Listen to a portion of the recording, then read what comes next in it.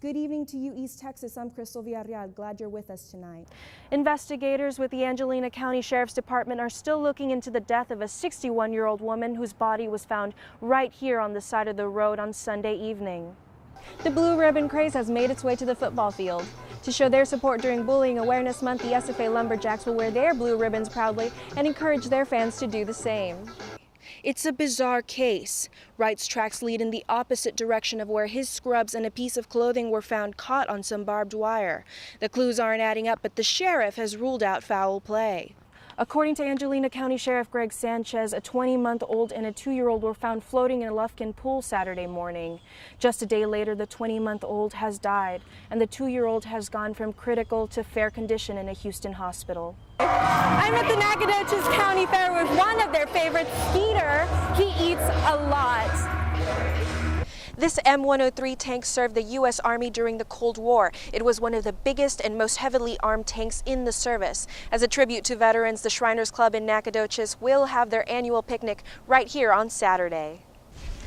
Click it or ticket. Nacogdoches police say they're cracking down on offenders, and a first-time violation could cost you up to $250. Because of its historical significance, the Nacogdoches Chief Cato Soccer League says it's important for their team to play right here on this field. The Nacogdoches Parks and Recreation Center says they expect renovations soon enough. The Lufkin Dream Center has partnered with Traffic 911 and the Department of Homeland Security to host a first responding training.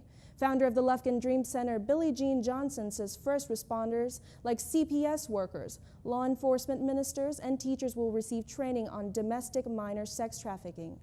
They will learn how to help children being trafficked and what signs to look for. What we've seen at the Dream Center is it doesn't look typically what we think of when we think of child sex trafficking. It's not the pimp in the fur coat. It may be the parents that are addicted to drugs that are selling their children for their habits.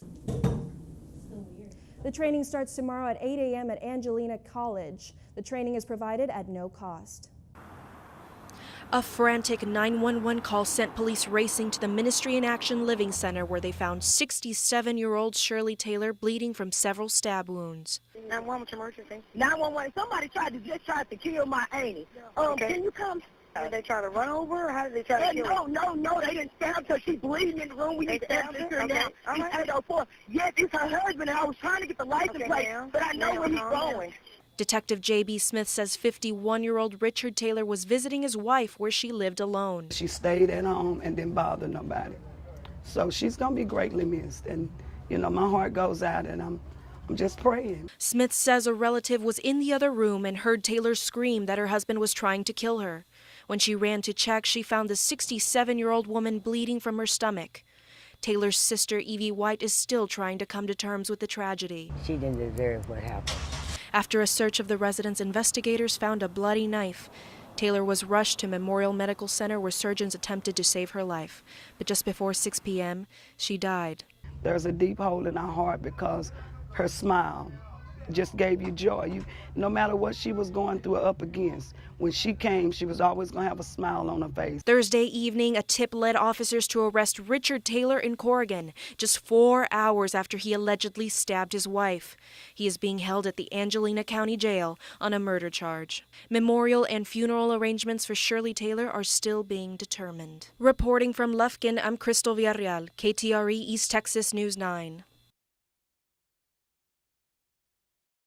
Right now I feel drained, just being honest. But I'm encouraged. I'm really encouraged. You see all the love and the support that I have out here, and this is what has really strengthened me. 28-year-old Alfred Wright has been missing since late Thursday night. He was last seen parked outside of CL&M Package Store in Hemp Hill. According to Shelby County Sheriff Tom Maddox, the ground search has been called off as a result of exhausted resources. However, Wright's family and friends will continue to look. We just want everybody to keep their head held high and keep faith that they're doing what they need to do, the best thing that they can do at this time, and that this search will continue until we bring him home. The home health physical therapist was headed home when his truck overheated. He pulled into a grocery store to wait for his mother. The store clerk said she didn't notice anything out of the ordinary.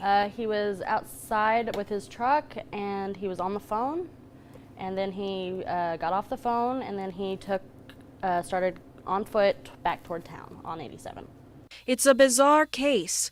Wright's tracks led in the opposite direction, where his scrubs and a piece of clothing were found caught on some barbed wire. The clues aren't adding up, but the sheriff has ruled out foul play. It's bizarre. My son would never come down that dark road. Wright's mother desperately wants her son home and is pleading for any new information. But the main thing I want is my son to come home. That's all I want as a mother. I miss him so much. Until then, the family remains hopeful for his return. Reporting from Lufkin, I'm Crystal Villarreal, KTRE East Texas News 9.